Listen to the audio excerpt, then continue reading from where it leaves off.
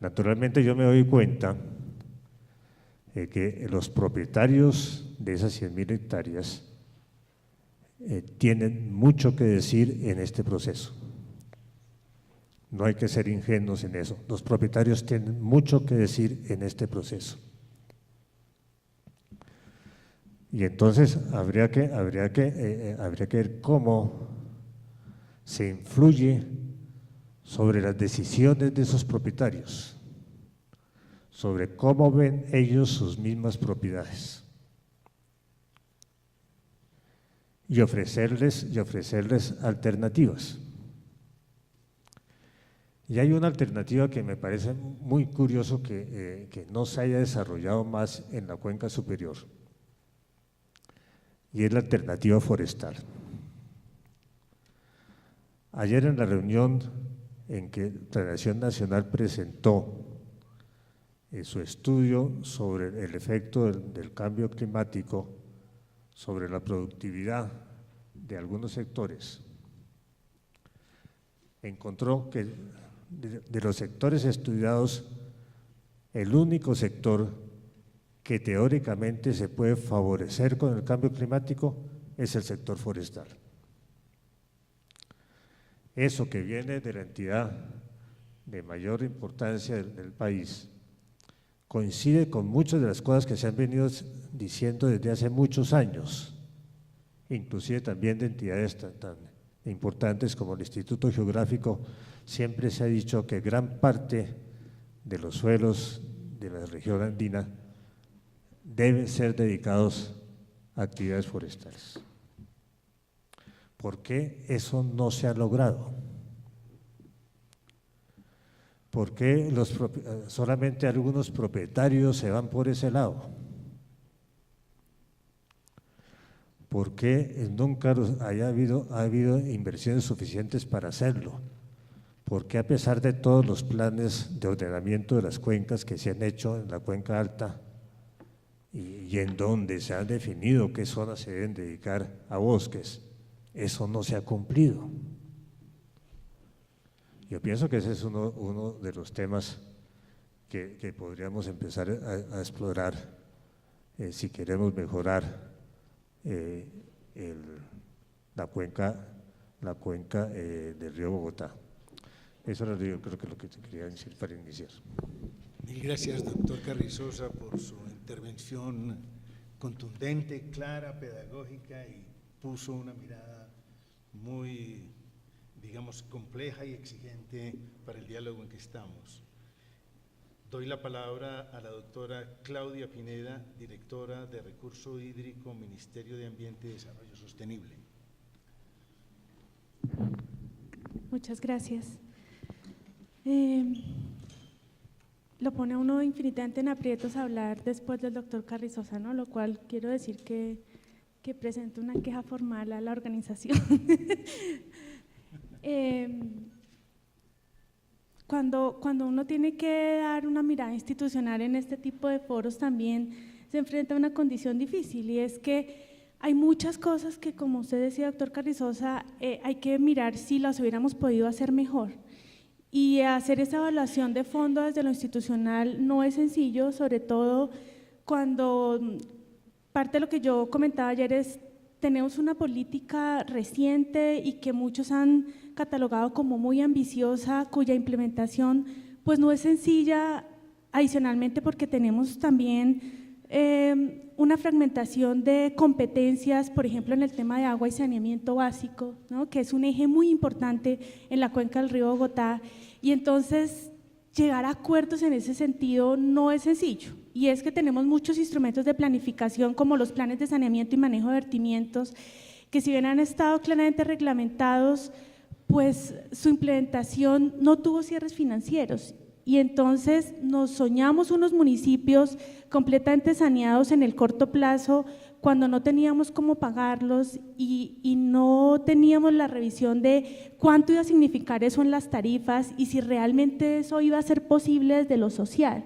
Entonces, en esa reflexión de si hubiéramos podido hacer las cosas mejor, un punto muy importante es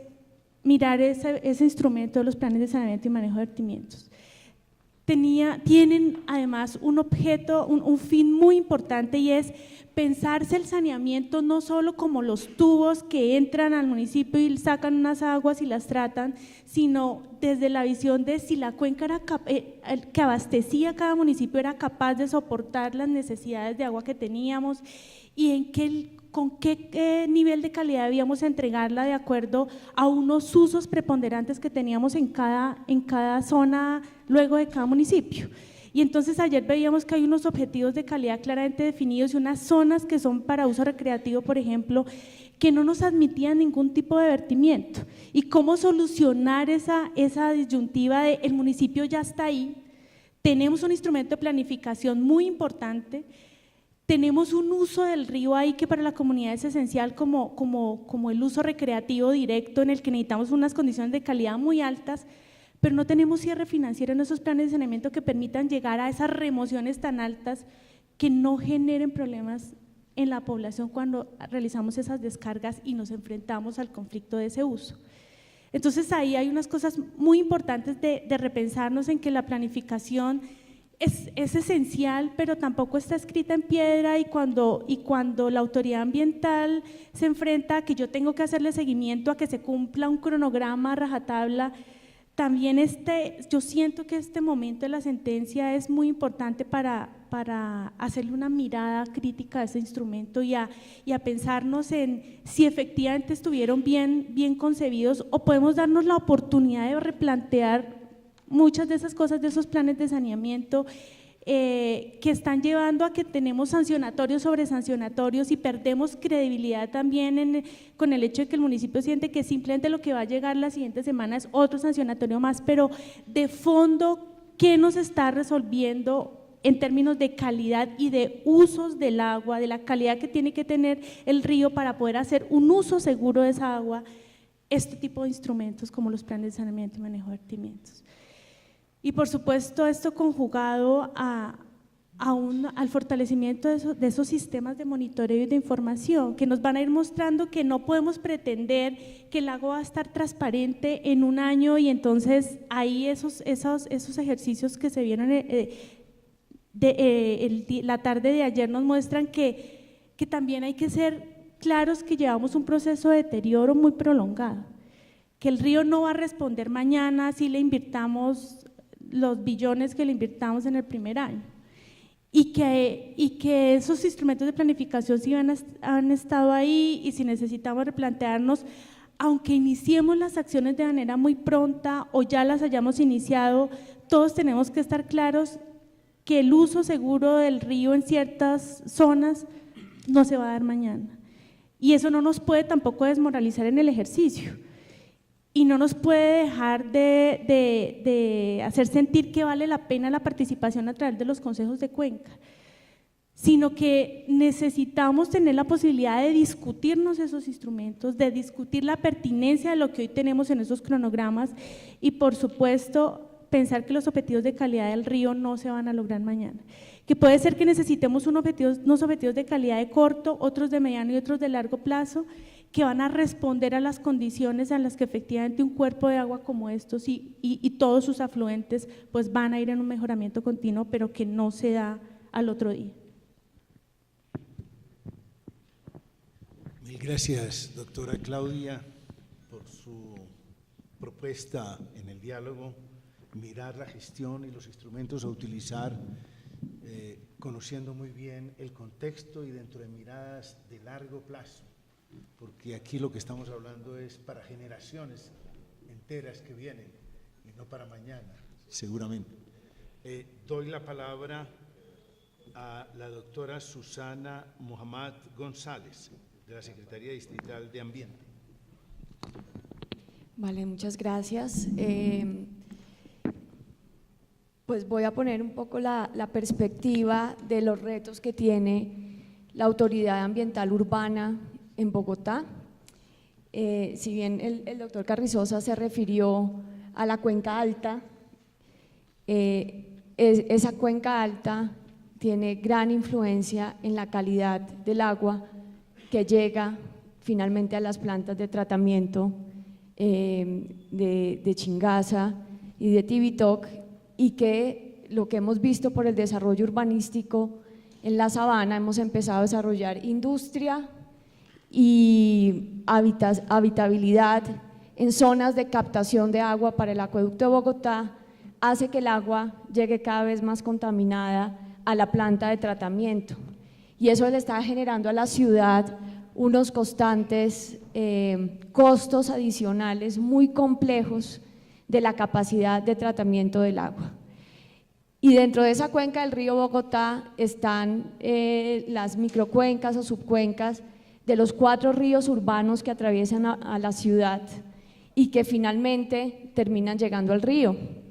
La mayoría del agua que nosotros tomamos en Bogotá viene de la cuenca del Orinoco, casi más del 70%, y solo el 20% viene de la cuenca del río Bogotá. Bogotá, por lo tanto, trasvasa el agua con los impactos ambientales que eso también va a tener hacia la cuenca del Orinoco, de esa zona, para poder tener agua potable, porque evidentemente de nuestra cuenca no podemos tomar suficiente agua. Entonces los ríos urbanos que pasan por Bogotá también constituyen otra mirada más específica y concreta de la situación que genera para millones de personas que viven cerca, en las rondas y a veces encima de los afluentes de los ríos que contribuyen al Tunjuelo, al Fucha, al río Torca y que desembocan en el río Bogotá finalmente. Y es la incapacidad que ha tenido la ciudad de construir un sistema de saneamiento que permita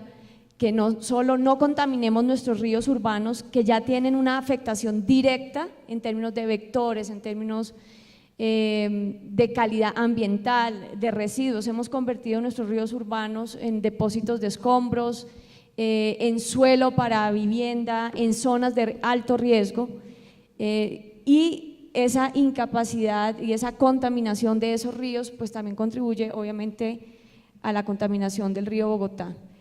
¿Y cuáles son los retos de una autoridad ambiental urbana para lograr también contribuir al proceso de saneamiento de la ciudad y de descontaminación? Es más, deberíamos más bien pensar en el paradigma de la no contaminación, pero evidentemente pues ya estamos en un proceso de recuperación. El primer reto es regular a una empresa pública como la empresa de Acueducto de Bogotá, que es una empresa que tiene hoy más de 120 años y la experticia y capacidad de hacer esto, trasvasar agua del Orinoco para que más de 9 millones de habitantes, porque también suple a varios municipios de la sabana, puedan tener agua potable. Y la ciudad ha invertido más de 10 años en una infraestructura que yo creo que es más grande que la infraestructura que va a tener el Metro de Bogotá, en realizar todas las obras de interceptores debajo de la ciudad para poder captar todas las aguas residuales de la ciudad y poder conducirlas en este plan de saneamiento fallido que lleva más de 20 años en proceso, poder conducirlas a las plantas de tratamiento. Sin embargo, a pesar de tener esa infraestructura y tener ya una cuenca con saneamiento, que es la cuenca del Salitre, hoy los usuarios del norte de Bogotá, sus aguas servidas son canalizadas bajo tierra y son llevadas a la planta de tratamiento. Vemos que el río Salitre y el río Torca y sus afluentes siguen contaminados. Y aquí surge una pregunta que yo quiero dejar sobre el esquema de saneamiento, que digamos además es el esquema de saneamiento que la sentencia reafirma y que también es lógico porque se han realizado millonarias inversiones en ese proceso, y es si ese esquema realmente nos va a llevar a la descontaminación del río. ¿Por qué, a pesar que en el norte de la ciudad tenemos planta de tratamiento, tenemos los interceptores construidos, los afluentes y los ríos urbanos siguen contaminados y siguen llegando el agua contaminada al río Bogotá? Y las consecuencias que tienen los afluentes urbanos de estar contaminados por su afectación directa a millones de personas. Pues hemos encontrado que hay dos causas principales. Una es el tema de las conexiones erradas. El sistema de alcantarilla de Bogotá es un sistema complejísimo, construido en diferentes fases durante este proceso de desarrollo de la ciudad, y muchísimas construcciones, cientos de miles de construcciones urbanas, de edificios, de industrias, de residencias, no están en donde tenemos el acueducto separado, o sea, tenemos alcantarillado para el saneamiento y alcantarillado para las aguas lluvias, tenemos la conexión errada. Entonces, una industria o una residencia o unos edificios, en vez de estar conectando el alcantarillado de aguas negras al de aguas negras, lo tiene erradamente conectado al de aguas lluvias y terminamos teniendo vertimientos directo a las aguas de los ríos, quebradas de la ciudad, más de 200 quebradas que tiene Bogotá, muchas enterradas hoy, y que termina vía esto llegando directamente a los humedales de la ciudad y también directamente a los ríos urbanos y por lo tanto al río Bogotá. ¿Cómo resolvemos los cientos de miles de conexiones cerradas? Que simplemente identificarlas es ya una proeza, porque la ciudad además se construyó informalmente, el 80% de los barrios de Bogotá nacieron informalmente, sin planificación y poco a poco fueron legalizándose y los servicios públicos fueron llegando. Y serán las millonarias inversiones y los más de 20, 30, 40 años para que podamos ver la construcción de la planta de Canoas realizada, la solución para llegar realmente a disminuir el impacto que tiene hoy el saneamiento básico de Bogotá en la cuenca media y la cuenca baja del río, y que además es el principal problema realmente de contaminación del río. Creo que es una pregunta que quiero dejar ahí. Lo segundo, ¿cómo hacemos para recuperar los afluentes de los ríos urbanos? Y también la estructura ecológica de la ciudad, que tiene implicaciones en la adaptación del cambio climático de la ciudad. El dilema, porque esto es un tema de dilemas y tensiones, y las dilemas y tensiones en el fondo son dilemas y tensiones políticas. ¿Cómo podemos recuperar la estructura ecológica que garantizaría por lo menos la vida de los ríos urbanos en la parte alta, que hoy tiene una calidad hídrica buena y excelente? Es impresionante ir al Tunjuelo, ver dónde nace, cómo en la parte alta de la ciudad es un río sano y cómo llega a la zona urbana y pues se contamina. ¿Cómo logramos eso cuando Bogotá está ya hoy en sus límites geográficos y físicos? Bogotá no tiene para dónde expandirse a menos que sigamos pensando en el paradigma de expansión a los suelos más fértiles de Colombia, que son los suelos de la sabana de Bogotá, y empecemos y continuemos en un proceso de conurbación con los municipios vecinos, con lo que significa eso en la afectación de la cuenca y del recurso hídrico. Con esa presión del suelo que hace hoy que más de 30.000 habitantes vivan encima de quebradas y encima de cuerpos hídricos que son directamente afluentes del río Bogotá, ¿cómo vamos a lograr mantener una estructura ecológica que nos permita mitigar efectos de cambio climático y lograr realmente recuperar los ríos urbanos que hoy son fuerte afluente? Nosotros en este gobierno hicimos un esfuerzo muy grande que quedó frustrado y que es además un dilema y una discusión política permanente que debe continuar en Bogotá, y es el ordenamiento territorial.